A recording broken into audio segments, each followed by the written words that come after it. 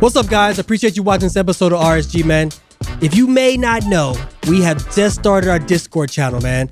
If you want to be able to sit down with us, have some conversations, have some banter back and forth, come see us. We have an active channel where you guys can talk with Justin and I regularly, and we have race predictions. And occasionally on Sunday, you'll be able to speak to Rod and I personally, and also we'll have guests. And when we drop any announcements or merch, that'll be the first place you can see it. And we'll also have some lucky fans be able to ask some questions to our guests. So hit the link in the bio.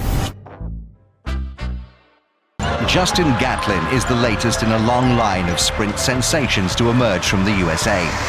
Gatlin got a good start. Look at this man coming through now. Gatlin. What a fantastic performance from Gatlin. It's all about Gatlin. Ultimate goal is to be one of the best sprinters in history. And what a fantastic performance from Gatlin, and look at the time. It's the American leading the Jamaican at the moment. He knows he is the world champion. Justin Gatlin is the world champion here in London.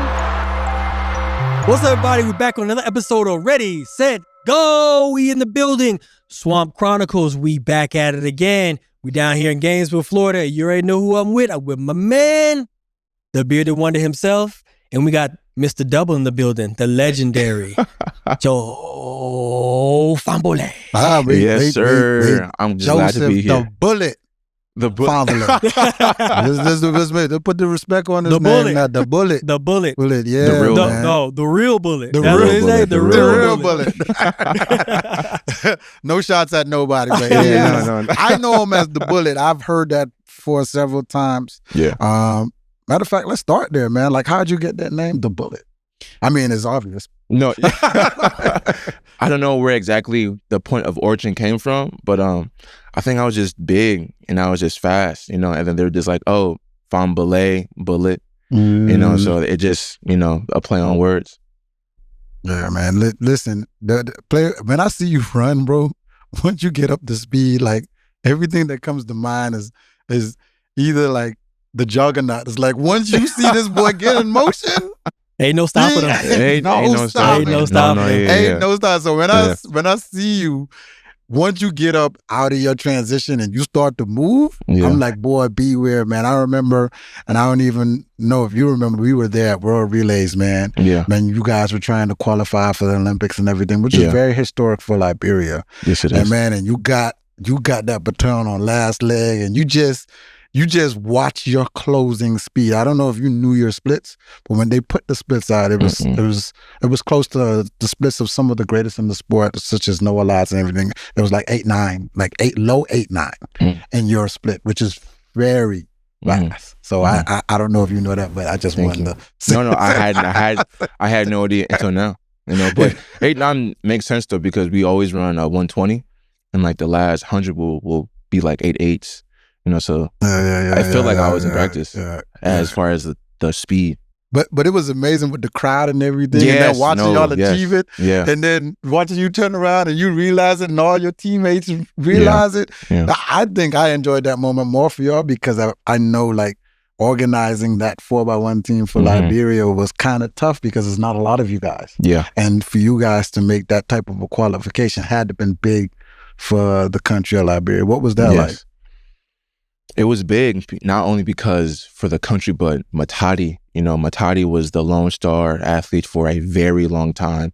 I think before even Rio, and for him to have a relay, and he was trying so hard to get people on and good people on, it just takes more than fast people to run a fast relay, so having that be the icing on the cake for him going to Paris for the relay for him, it meant the world. It meant more.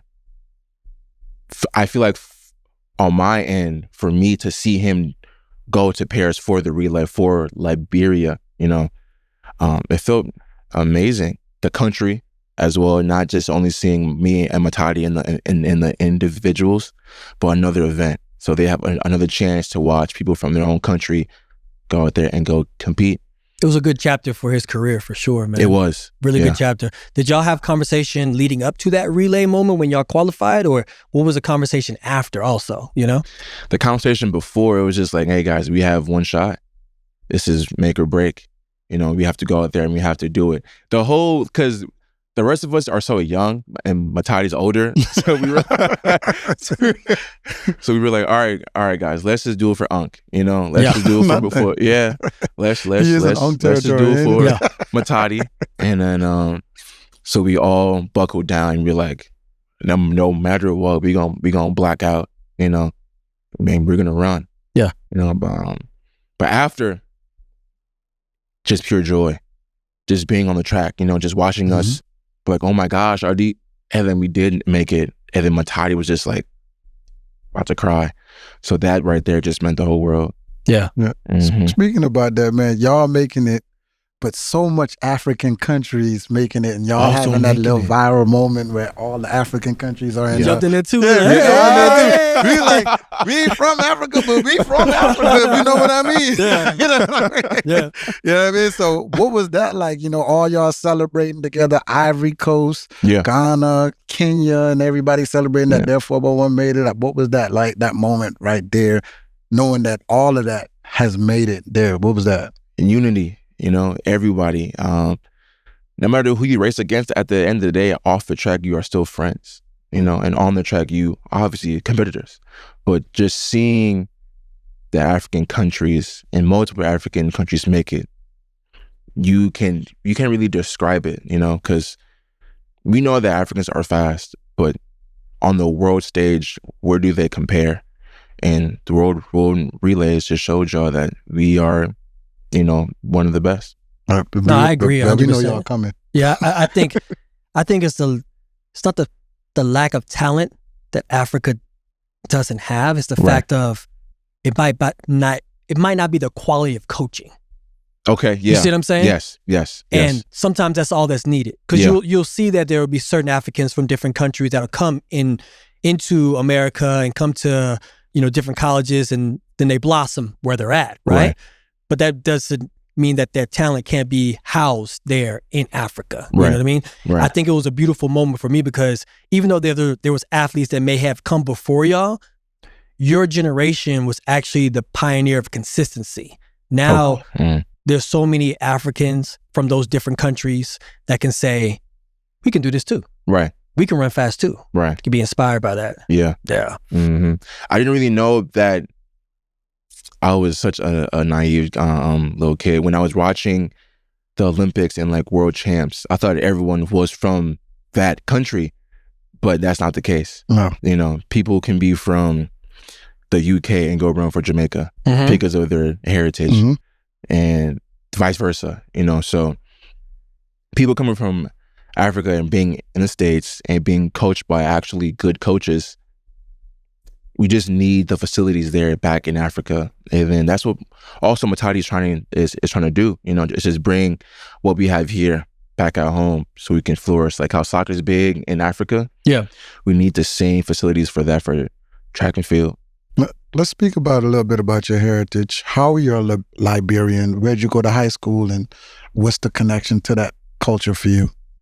My mom and dad were both born in Liberia, and they moved here when they were about like 12, because there was a coup that happened. So my great uncle, he was assassinated on site. Wow. And because he was speaking about apartheid and, trying to, just fight for his country and fight for our rights. And anybody with the Tolbert last name, they had to be shot on sight because of the lineage, So they had to flee. And my two aunts and my uncle went to the UK, and my mom went to the States with my grandma.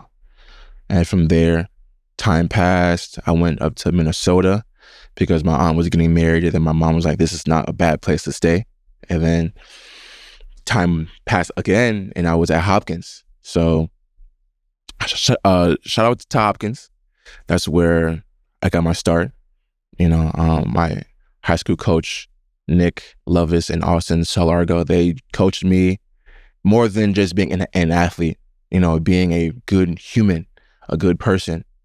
I never really had a father figure in my life, but Lovis was like my dad. Yeah. So I looked up to him mostly, and he just taught me the ways of just how to be a man, being life, and then came here. But I wanted to represent Liberia for my mom, because she hasn't been back since she left. And I know it's a real sore and traumatic subject for her. And as I grow up, I'm understanding more and more how traumatic it was being ripped from your own country and you don't know why, and then not being able to go back because of the trauma that's there, And I don't think my mom ever went to therapy or had, talked it out with anybody, but she's not going to talk it out with her son. She's going to act like everything is okay, and so yeah, my mom and my dad, so me running for Liberia is the least that I can do to pay respects of, just for her and where she's came from. Did you ever have that conversation with her that motivated you to do so? I had, yes. I was like, Mom, the U.S. or Liberia, which one do you, choose? And she was like, whichever one you want. I'm here to support you. And I was like, at the end of the day, since she supported me, let me go support her the best way that I can. And obviously Holloway helped me out with that decision as well. And he was like, you can make a name for yourself over in Africa. So I think it's the best for you to choose this route. And I was like, yes, sir. So you're telling me right now, before you came along, your name or association of name and lineage, people were trying to erase your bloodline. Yeah. And then you come along and now you become one of the stars and heroes of your country. Yeah. Same name and bloodline. Same, yeah. It's crazy. That's amazing, bro. That's amazing. Thank you. That's amazing, definitely, definitely. Yeah, because it was amazing. Our family tree is so rich in history, but it was wiped away because of greed and jealousy. So every time that I find myself every time that I feel myself being that way, those feelings, I try not to, so I can rewrite, who I am, so that my kids are not like that, and then, so on and so forth. But yeah, it was a lot. Yeah. It was a lot. Yeah. That's definitely deep, man. Being from Hopkins, man, in your high school career, man, like going through that process of being an elite high school athlete, you already gave homage to your coach. Who are you being like courted by outside of Florida, like outside of the Gators, to go to their schools? I didn't know that I was an elite athlete until like my senior year. I thought when I won JOs for the 200 and I ran 2069 or 2067, either one, I was like, cool, I won.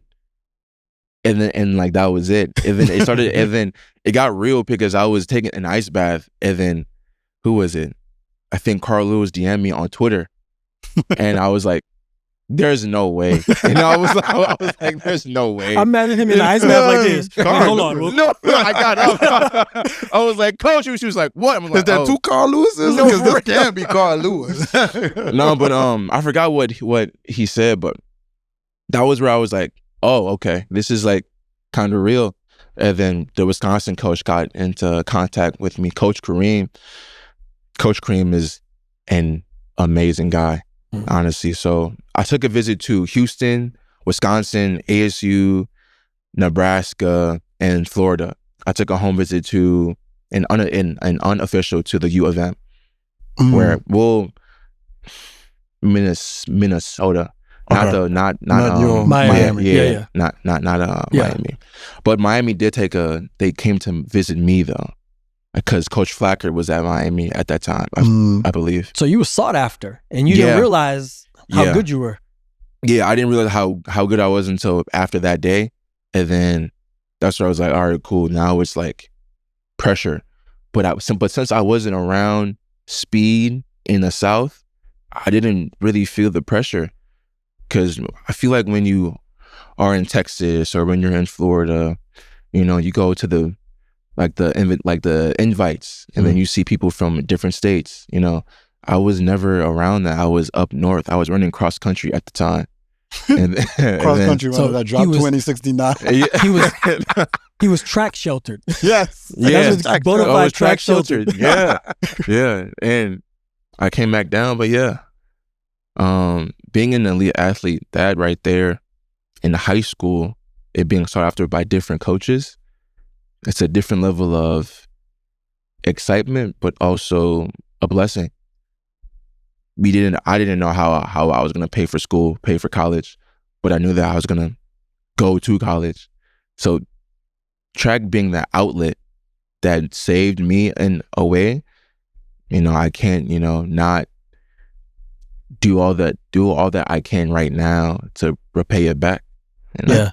In that living room talk, because we know where you ended up. Yeah. You ended up here at the Orange and Blue. Yeah. What did Mike say that you knew, like, I need to be in Gainesville? We were at his house and we were in his office. He put out this box full of had to be about 20-some rings. Oh, that's a flex. Had to be 20-some That's a rings. flex. And then in his back, behind his chair, was trophies of, I don't know what, just major trophies. He opens a box and then we get to talking. And he says to my mom, not only will I make your son a good athlete, but I will ensure that he will become a great man. And then from there, my mom cried. Sold. I was like, I'm good. I'm coming here. I didn't know that we can sign the day of, but if I knew that before, I would have said, I'm signing now. Yeah. And it was a done deal. Because it was just no one has ever said that to my mom. And I haven't felt that great of a presence from a black male, in my life. So it's just cool. That doggone Cool. Mike Holloway. Cool. He's different. Yeah. Nah. Look, he is different. Yeah, he is. Listen, for sure. he has to be different because you are one of those people who are in rare air of the male double. And it was counted against you, heavily against you when you did it. And when I say the double, he won the 100 and the 200 at NCAAs. That, because of your start, and you have a lot of internet coaches who go out there and talk about your start, before you won the double, bet it against you. Yeah. What's that like being in that rare air of, did you know when you and Coach Mike went out here, I'm going to be the sprint double, I'm going to go out here and do it? Even though the odds were against you in the 100, not so much in the 200. People kind of expected that much in the 100, but not in the 100. They didn't fare you second or even third. Yeah. What was that like? It's funny because when we lost the relay, when I got second in the relay to USC, I was pissed. I was livid. I was like, there's no way I came back from Timbuktu only to dip at the line and get second by a hair. Livid. And then Holloway told PJ, don't be mad. We're good. We just won the meet, because he knew that I was about to go win the 100 and the 200 and get my get back on not winning the relay and missing my chance to be up on that wall. Because outside there's a wall, and if you win 4 individual titles, you get to be up on the wall. So Grant, Jasmine, Dedrick Dukes, they are all. That was my goal. Oh, he was trying to get on the wall. That was my goal. We got to go take a picture of the wall when I we're was done. desperate, Yeah. And so I was like, all right, cool. I won 2021 against Terrence Laird. I'm like, all right, cool. I have won. I wasn't really planning on winning anything indoors because of the 60 and the 4. I wasn't really going to be doing that, but I was like, all right, I'm winning 3 right now, so I can be up on that wall. Look, I knew back when I was doing starts with Dedrick Vanover. Dedrick he can get out, probably the best starter I've seen physically with my own eyes besides Raymond. The boy got out and I got out with him. And then the next up, I beat him. And I was just like, yeah, it's raps. I'm done. It's raps. It's raps. So after that, I was just, 100, 200, listen to Coach Holloway, listen. It worked out. 200 again. I was so chill, had confidence. I was like, all right, I'm about to go win. So when Coach Holloway said that to PJ, yeah. Did he have a conversation with you, or he already knew what was your temperament, No how talking. you was gonna? No talking. So he knew already. No talking.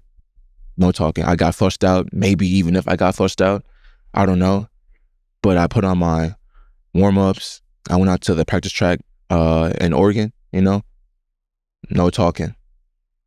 He said, all right, cool, we warm up in however. I said, yep. Nothing. We did some starts with me and Dedrick. Yep. That was it. So take that 100-meter race. Yeah. You get out. Yeah. Like per usual, you ain't with the pack. Yeah. Per usual. Yeah. They jump out on you. Going through 30, 40. Once you come out your drive phase and you start to move like that, like the juggernaut. Yeah. You knew you were going to win climbing or pulling all those people back. No, I knew that I was going to win from the jump. Even though they left you like that? I knew that I was going to win from the jump. That's confidence with your ass. Hey, That's confidence. Because when usually I would take it back to regionals, I was in the lane with DeMarcus Fleming. He's a short dude. He can get out. Mm-hmm. DeMarcus got out on me, but I was like, he's not that far away. I'm straight. I'm good, you know? And then nationals, the gap was even smaller. I was like, yeah, I'm straight. I stood up. I took 2 steps. I blinked.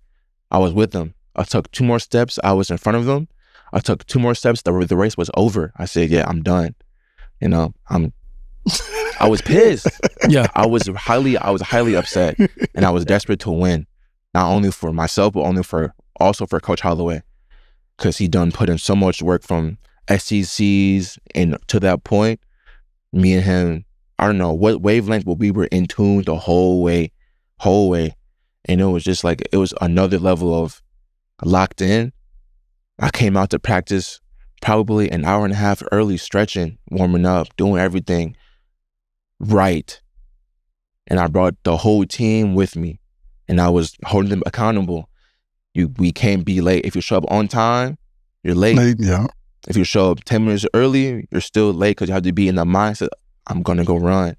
So it was Dedrick, me, Ty, PJ. You know, we were out there on time, doing yoga before and after, making sure that we all straight. That seems to be the narrative when you're dealing with Coach Holloway, is that not only does he help talented athletes become better, but he helps turn them into leaders. Because same thing, we had a conversation with Grant, is like he had the aha moment where he realized becoming a leader was going to give him the success that he was trying to obtain. It seems like the same thing with you. Once you 100%. became that leader and you held yourself accountable, but also held your teammates accountable, it's like you rose to the occasion. 100%. 100%. Holloway holds himself to that standard. Holloway holds anybody that comes within a 10-feet radius to that standard. That's just who he is. He's not going to change for anybody. You either like it or love it. He tells us, he tells that every day. You either like me or you love me. I'm not going to change for nobody. That this is who I am. And if you don't like it, the door's right there. And we say, yes, sir. Because we know that he's going to coach us to the point where we can run 19 crazy. We just have to listen, you know? Yeah. Are his ways a little bit crazy? Yeah, but but you got to be crazy and you have to be delusional to get to that point. All great You have coaches to, are. you know? And I'm starting to understand that, you know, at first I was like, you don't have to say the things that you say, but what he was saying, it was so clear cut. He didn't know any other way to say it. Mm. And I was like, all right, you know, it's a little bit of tough skin. You have to accumulate over the years of just being with him. You know, tough skin, more like Kevlar skin, because Lord have mercy, he be saying some stuff. He be saying some wild things. I don't know if you met who his mentor was in Brooks Johnson. If you knew who Brooks Johnson was, you would definitely understand why he says. Listen, if you think he says wild stuff, yeah. If you met Brooks, Coach Holloway is a small version of. No, there's no way. I'm trying to tell There's you. no way. Yes. A small version of Coach Brooks Johnson. Yes. Yes, bro. Yes. And when I say small, I mean small because, he's the polished version of. And when I say polished, I mean well polished. Really? Listen, if you look up in dictionary verbal assault, That's there's gonna be a picture of Brooks Johnson next to it. Listen, I've heard Brooks Johnson say some things, and we love Brooks. Brooks says great things. Right. Once you put him in perspective, and he means well. Yeah. But I've seen him say some things to some people that are like, bro. Why are they still here? Just leave. Just leave. No, he says some out of pocket stuff, but it's like, at the end of the day, if he didn't say those things, he does not care. 100%. That's how Brooks is. He cares so much about people, and you can see it. If he has you around, he always says, I see something in you that you don't see.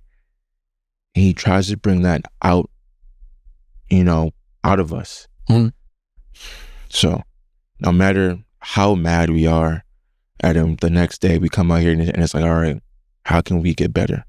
How can we get better? But not only, we don't want to just show up and do what he says, because that's doing the bare minimum.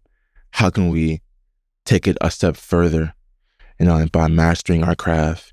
We had a talk yesterday, and he was just like, I'm not going to give you brownie points for coming out here and doing your job, but I will give you credit for coming out here every day and trying to learn how to master your craft. And it's those moments why I signed. It's those moments where they are defining moments in not his coaching career and not even in my athletic career, but in our bond. Yeah. Because he's keeping it real, but he's keeping it real to the point where it's like, it's to the heart, mm-hmm. And that's what you need. So we know you're in your professional career. You signed with ASICS. Mm-hmm. Once you left, well, not left, but once you transitioned into being a pro. What was a two-part question? Okay. What was the hardest thing about turning pro? And what was your introduction that the pro rankings is a lot different than collegiate? He said, where do I start? He said, you got a whole nother episode for that? Because we're going to need more time. We're going to need more time. When I knew that the pro rankings were different, I was in Monaco. I could recall it like it was yesterday. I was in Monaco and I was racing against Michael Norm, Josephus, and I forget who else was in the race. But I was just like, I watch y'all on YouTube every single day, mm-hmm. and I'm here. This is insane. This is crazy. So we get out. I get left immediately. And I'm on the curve, and I see Michael Norman in his black and white jersey because he just won. I see them go. I try to run, and I'm like, this is insane. The travel, because I haven't traveled that far for a meet ever.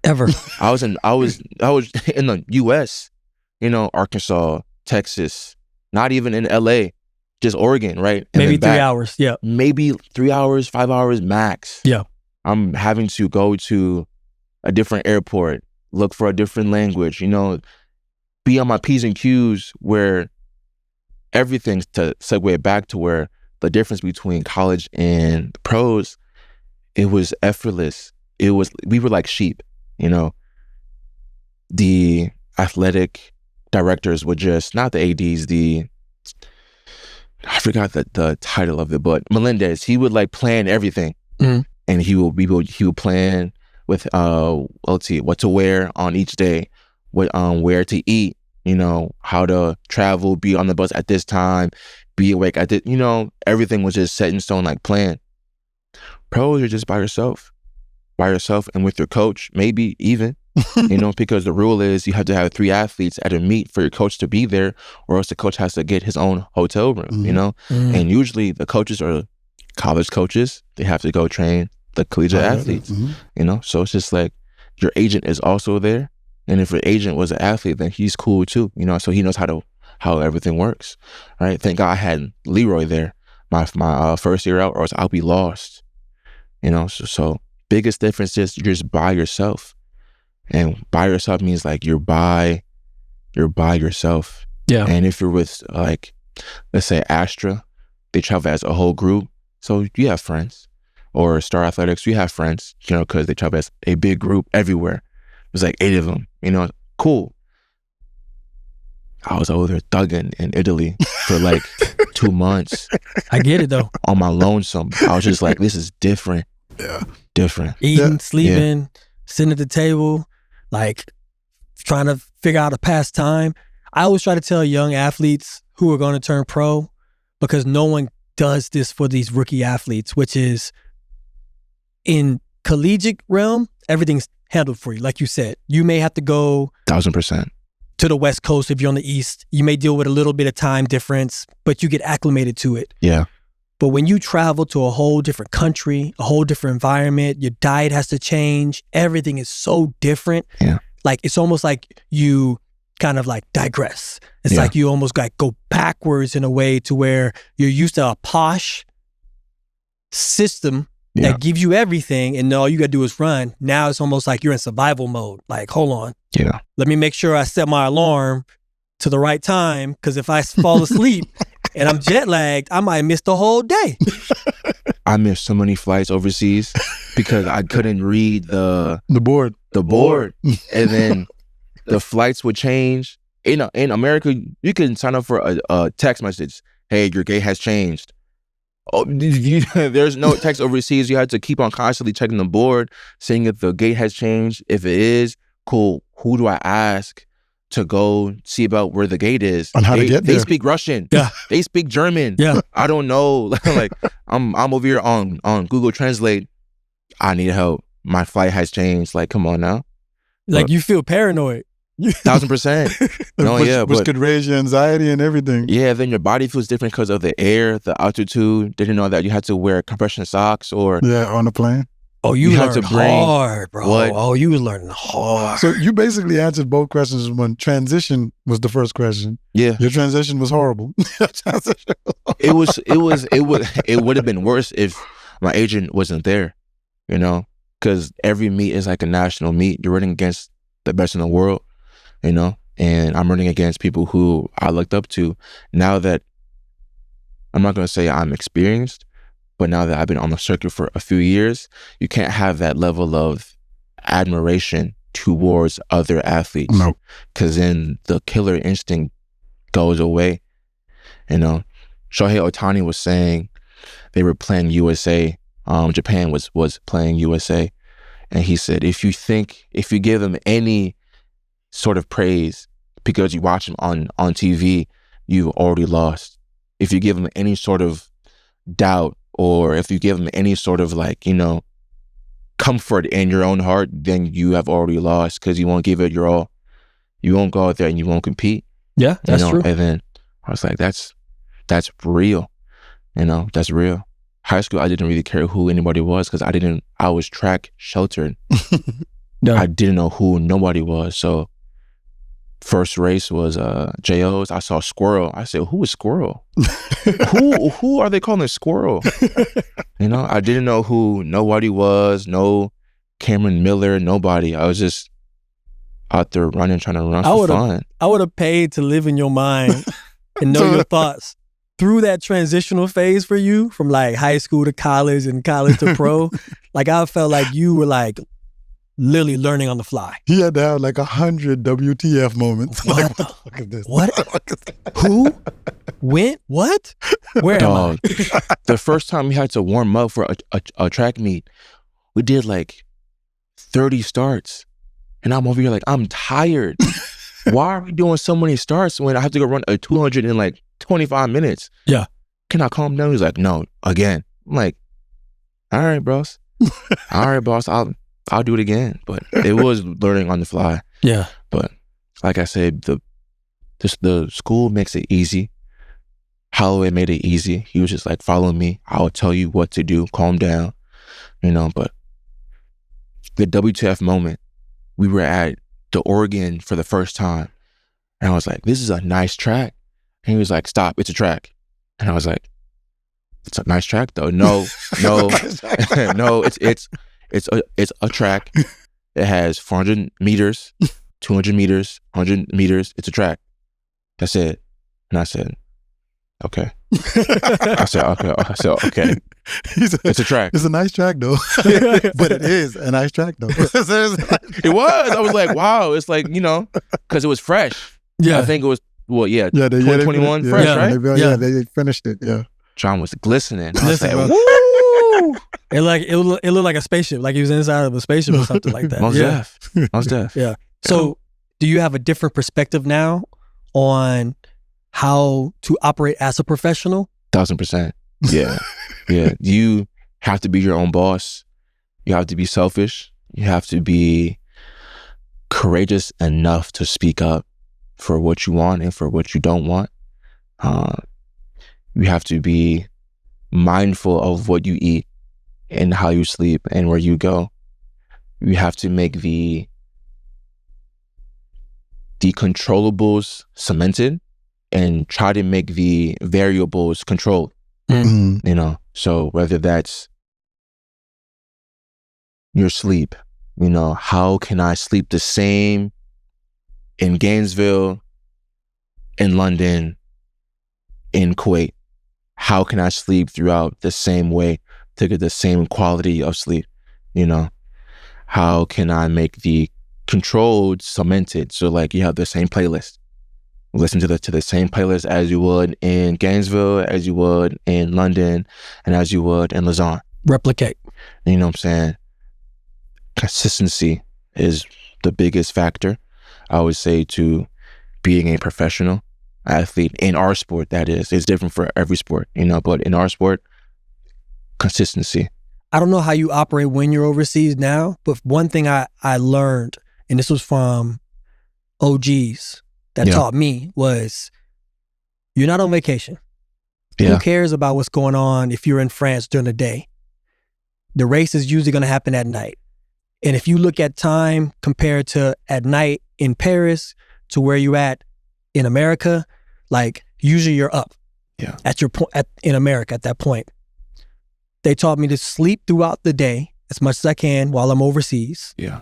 And stay up at night. Yeah.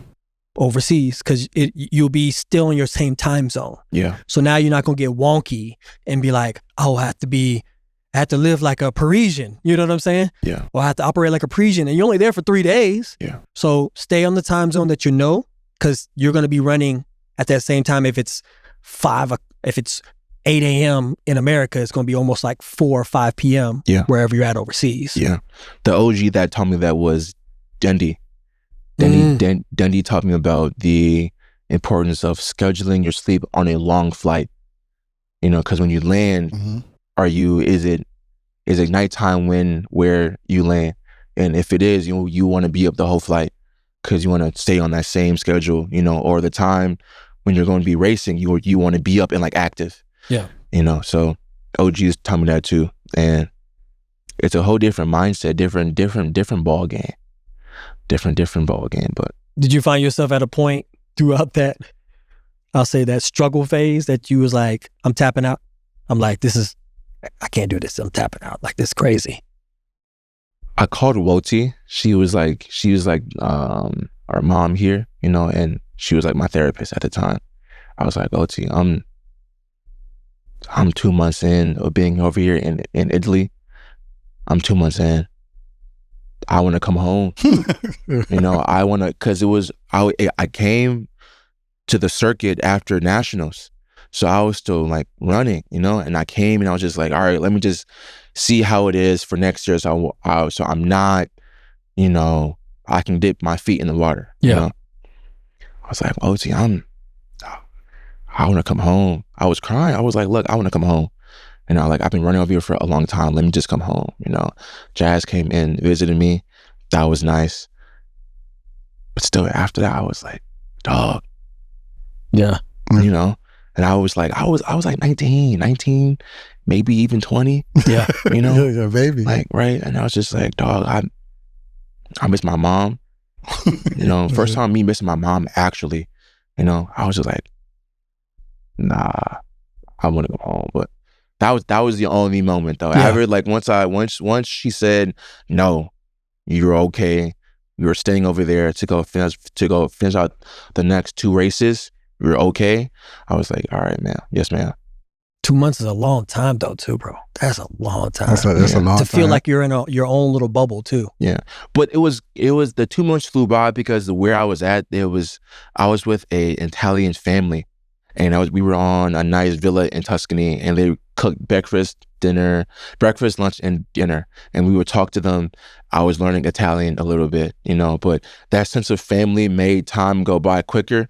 But as soon as eating time was over and the town was small, you're in your room with your own thoughts. Mm-hmm. Yeah. You're no stranger to adversity coming from the heritage you come from with your mom and chicks being stacked against you at NCAAs. You have a statistic that's out there that you also have to fight against. Yeah, you're in a rare air of 100 and 200 meter winner, but that rare air puts you in the rare air that those winners from NCAA usually never go on to be greater than they were. Even with that adversity, you've made almost every final since you've been pro. Yeah. And how do you fare against statistics that's out there like that? That saying that 100 meter, if you're a 100 meter NCAA champion, they never fare out to be greater than that after that. I never knew that statistic.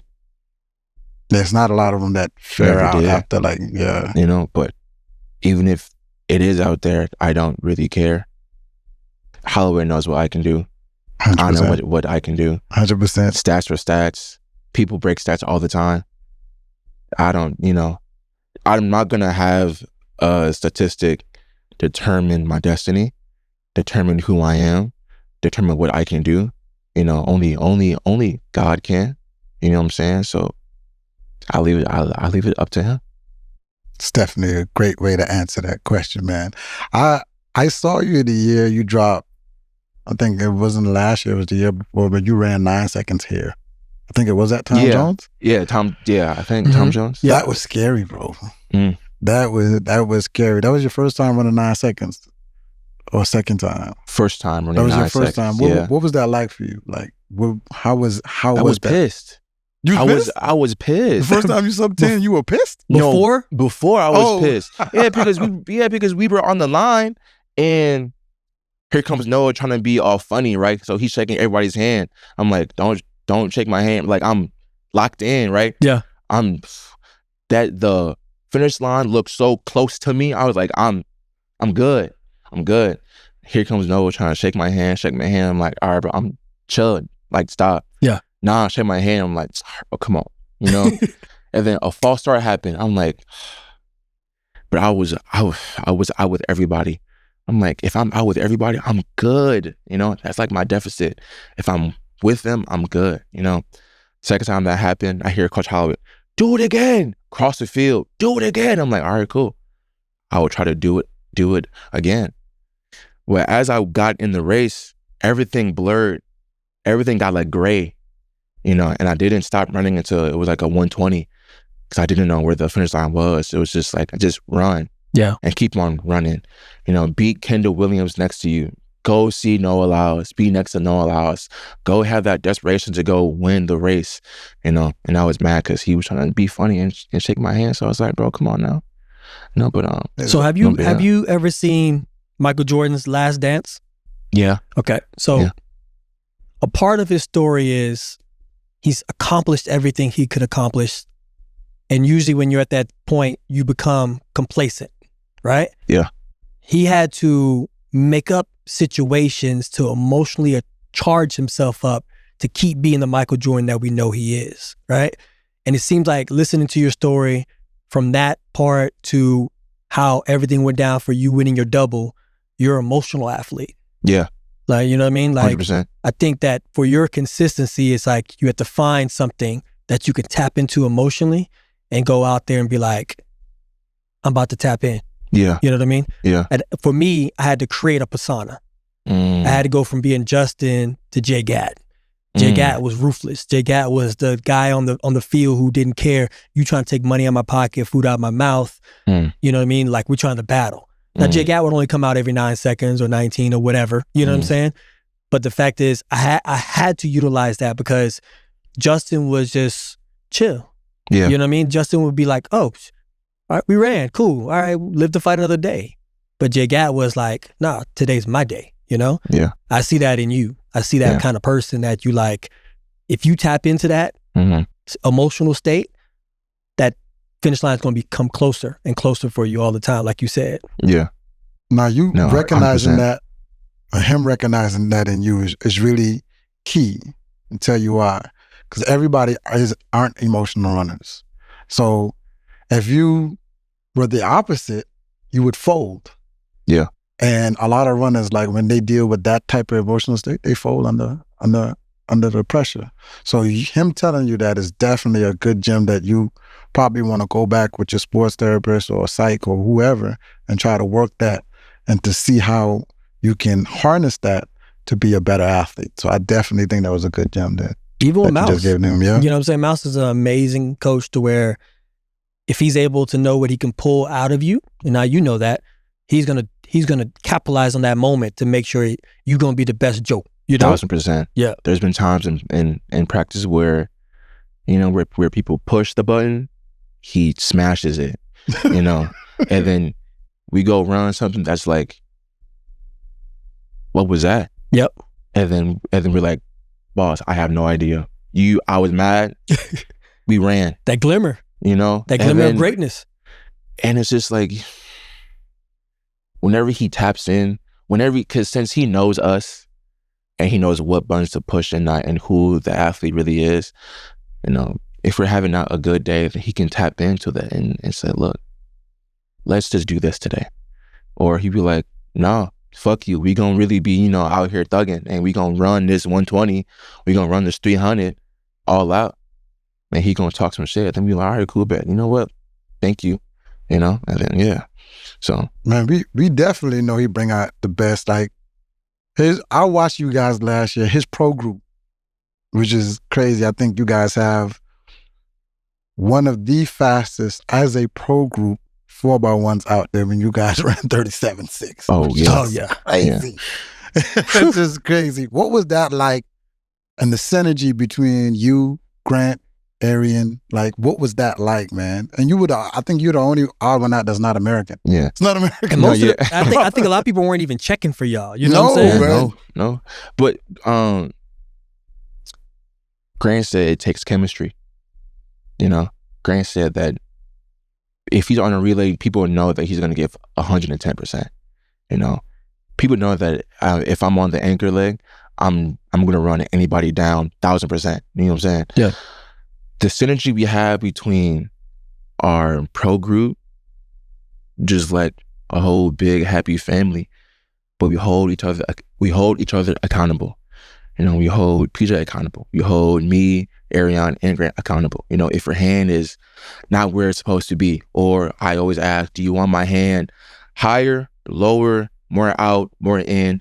Because of the person is like built different. You know, like PJ was smaller, so I get to put my hand a little bit lower because it was in his eyesight. Ariane's a little bit taller. I put my hand a little bit lower because his arm was just right there. You know what I'm saying? So the synergy, it was definitely there, but we didn't know how fast we were gonna go until flash time? Because I was sitting in the stands looking at the clock like this. That ain't right. It's going to adjust. It's going to adjust. it's gonna It didn't adjust. Countries It didn't adjust. That's what they ran. pay. That's what they ran. That's what they ran. Countries would pay for that time. You know what I mean? 37.6. Whoa. You guys would medal in almost we every saw championship, bro. we saw Grant do, I think it was 150s. And he ran like maybe like 14.2, 14.3 on like 2 of them. Yeah. And he did some starts on the curve, you know, like the day, like the week of. And we said, there's no way. We knew that he's a good third leg. We know that he was a good first leg. You know, first, like, we know that he ran 650, but running on a curve from the jump is different. Yeah. He was doing starts on the curve, and we said, what the hell?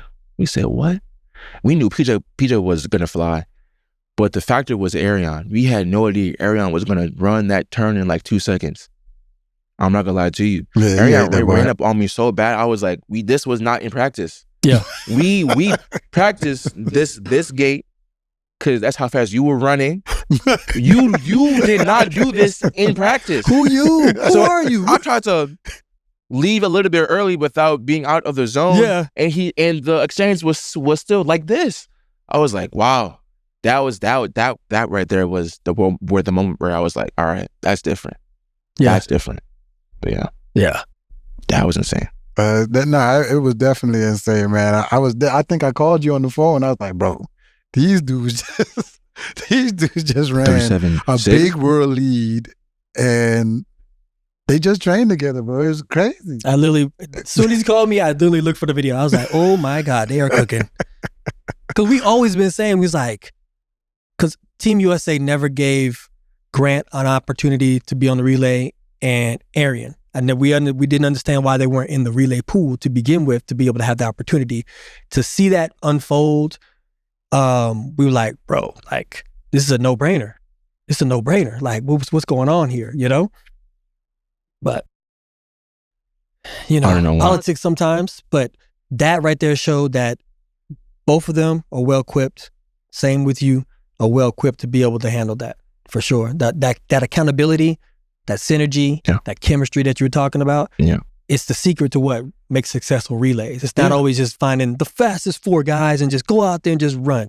You know, like, clearly Team USA thinks that's what it is, and always has the opportunity to do well, but then we falter because we don't generate that chemistry the right way. Exactly. I think a German team earlier that year, or I think when I was like, I don't know what year it was, but the German team, I don't think any person ran under, I think, 10-1, but they ran a blistering 4x1 because it's the synergy.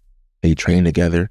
You don't need you don't need 4 9 guys to run you know, a good time in a relay. Yeah. But what you do need is you need guys who are willing to take away their ego, learn again, and build a connection. Because everyone has an ego at this point, at this level, but are you willing to learn? Are you willing to, you know, just be there and be present and not say I'm the king of the show, you know, because it takes 4 of y'all. Yeah. Coming into your own, you're now coming into your own as an athlete, a professional athlete. What are your aspirations going forward now? You're at the Olympics. Yeah. You're in the final. You're going forward now. What are your aspirations for 2025?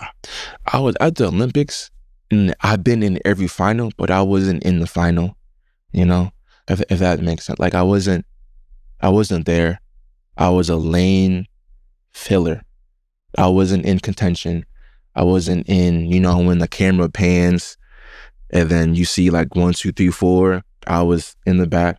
I wasn't there.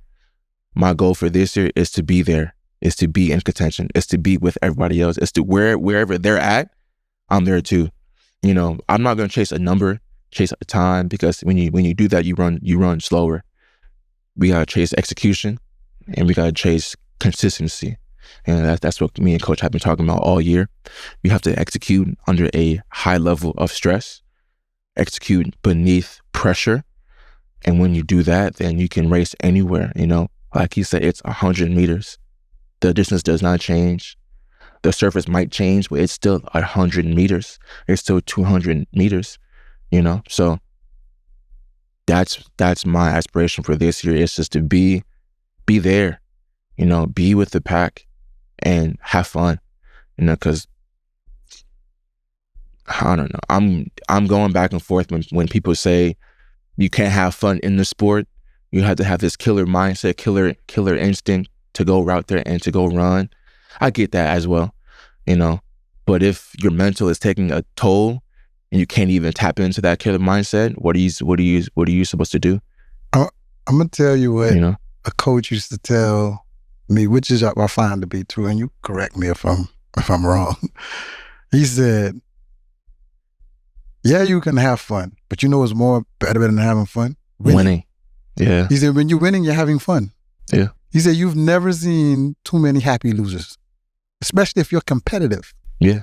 So if you focus on the 1,000%. wins, Yeah. you're going to have fun. You're going to have fun. For you sure. don't have to worry about enjoying. But I get what you're saying where you have to enjoy the process. Yes. Yeah. Have fun in the process. Yeah. But when you're at the moment, Oh, you have to lock in. it's the win. Yeah. Killer instinct comes in there. Yeah. Ain't J-Gat nobody. comes out. Yeah. Exactly. Yeah. Right. So now you get the concept. So Yeah. winning is fun. Yeah. Winning is very fun. definitely And I think fun. that'll be that whole process that you're putting in front of you, those goals, you're right on target. Go into the war. When you go into that war, go into it with technique and the understanding that you're coming to battle, right? Time will come. Like me coming back into sport, I wasn't so fixated on time. I was fixated on, I'm going to run you to this line. Yeah. You see what I'm saying? Yeah. And then if I'm running you to this line, then I know that the time is going to come. Unless the whole field running slow, you know what I mean? Then that's a whole different story. But the time is going to come. But what people lack in our sport sometimes is the effort. It's the effort of going there and fighting from start to finish because they think that they have to execute a certain way and then they think that they feel what 9-7 feels like when actuality, you fight for 9-7. You know what I mean? You fight for 19, whatever. That's why you have to go out there and do that, you know? Yes, sir. Yeah. Yes, sir. Right. You got to consistently keep working to make your PB your average. Because a lot of people get it wrong. You run 9-second one time, and I think people heard us say it on the show before, you're not a 9-second runner, all right? But if you can produce several 9-second runs in a season, you're a 9-second runner. If you can produce several 19-second runs in a season, and that's the average, you're a 19-second runner. So once you could create that average, if you're averaging 19.8 for the year, come around when you and your coach get ready championship time, you will be in the realm of a lot of the world best runners around 19.6, 19.5 in medal contention. Right. Because you've averaged what your PB or old PB was. Right. So you focus on that type of consistency and definitely listening to exactly what your coach say and buying into that, you're going to be fine. You're already one of the great Gators. Yeah. So you're just working on being one of the best athletes that's ever touched the track at this point. Yes, sir. And I think you're definitely on the right track. Thank you. You know what I mean? So you already got the message because you didn't print it on the shirt. Oh, yeah, my shirt. What's So give us a little backstory about the shirt and everything. So leave no doubt is whenever you're doing anything in life, you leave where you're from with no doubts, so that you've given it your all, and you're not worried about the outcome or worried about what's going to happen because you gave it your all. Whether you're playing tennis or bowling or wherever, you go out there, you give it your all, and then you leave no doubt in your mind that did I give it my all? I did. You know, so leave no room for error, leave no doubt. That's dope. We appreciate it. He had gifts for both of us. Justin didn't want to look like twins, so he ain't wore hair. But you will see mine on the next episode for sure. It's okay. Man, Yeah. Joe, going back, man, to where you say you felt like a lane filler, man, we know that was a very, very eventful watching 200 meters with Noah coming out with the antics up and down the track, and Leslie Hay Taboho, Kenny Bernard, and making Leslie Hay Taboho winning that and setting an area record. What was that like from that vantage point where you were the whole event of watching everybody come out to their lanes, Noah coming out and doing what he did? What was that like? At the end of it, it was like, you know, when Stephon Diggs was watching the Chiefs, or who was it, that where he was still on the field watching them all celebrate in one night, and like that hurt was there. Yeah. You know, that's what I correlate that feeling to. You know, because it's just like I should have been there. You know, I should have worked my ass even harder to be where they're at, 1, 2, 3, right? I always say it's top 3 or bust, you know what I'm saying? But watching they all come out and Noah doing his thing, I didn't even really care. I was in lane 8, 9. I didn't really see him, and I really don't care about what he does. I was trying to focus on my own lane in my own space. But Tobago winning, it's good for Africa. I'm good that he won, because he had a really hard year. So emotionally and in his personal life. So that was like the icing on the cake, you know what I'm saying? Yeah. So the cherry on top. But it was hurtful, It was like, did I not do enough? You know what I'm saying? So how do you feel like you navigate through losses? You move on to the next one. I don't think there's really a time and place to sulk in a loss in track and field, because then you have to be at your best in a few weeks or in a few days. Because you travel from Lausanne to Luzerne. That's a train ride. And then you race in the next day. You know what I'm saying? So there's no time for you to sulk in losses. There's only time for you to correct what your mistakes. Lessons within the losses. Lessons within the losses. And then at the end of the year, you can go on vacation and then go, release whatever you've been holding on to, but there's no time. Lessons within the losses. Vacation, man. What does vacation look like? Where you be thinking about going? What's on the bucket list? Wherever Jasmine says. Wherever she wants to go to New York, cool, I'll go to New York. But me, I just want to be on a beach with a Margan in my hand, just cooling. There it is. Slow life. Yeah. Slow life. Yeah, slow life. Slow life, man. Yeah, man, we appreciate you coming to the show, man. If Thank you you for have having me. any PSAs, man, you already plugged the shirt brand. If you have any PSA, that's your camera right there. You could tell the fans where they can find you on Instagram, what you got going on, what your schedule's going to be like this season. Got you. Right there. Got you. So firstly, thank you for having me on this podcast, this show, this conversation. It's more than just on a virtual format. You said that I can text you anytime. It's building a bond, with people that were once in my shoes and then are helping people that are in my shoes. So it's more than just, a podcast. So thank you for having me on. Another thing, the shirts will be dropping this year. I have I think hundreds of shirts dropping, but they will be dropping this year at various meets overseas.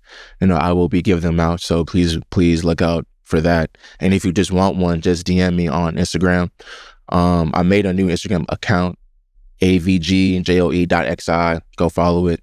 I'll be posting my thoughts on Grand Slam over there.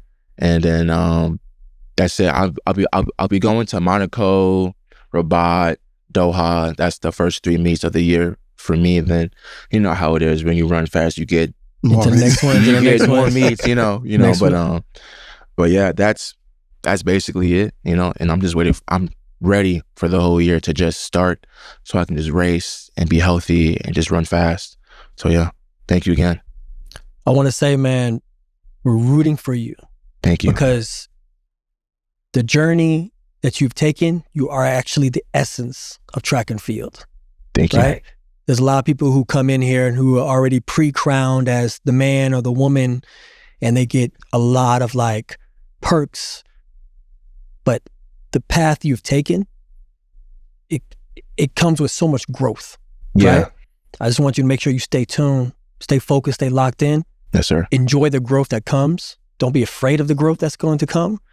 And always remember, you got that energy in you to go to war for 9 seconds. Go to war for 19 seconds, bro. Yes, sir. There's so much more growth in you. Thank you. We're going to be rooting for you, brother, for real. Thank you, boss. Sure. Thank you. To all already set go family, we present the bullet to you on our next episode. The bullet. We love having you. The real one. Subscribe. Look at your phones, please. Everybody, we know y'all watch us, and when I phone check the people, they show me all the time that you watch, but there's a little subscribe button. Please push that. Check us out on. Yeah, I was gonna say anything. Check us out on Discord, man. You know, we usually go on every Sunday at 8:30, man. You could chat with us, Justin and I, have a free chat where we talk about some of the issues in track and field and some of the greatest things happening. But until next time, we thank you guys for joining us on Ready, Set, Go!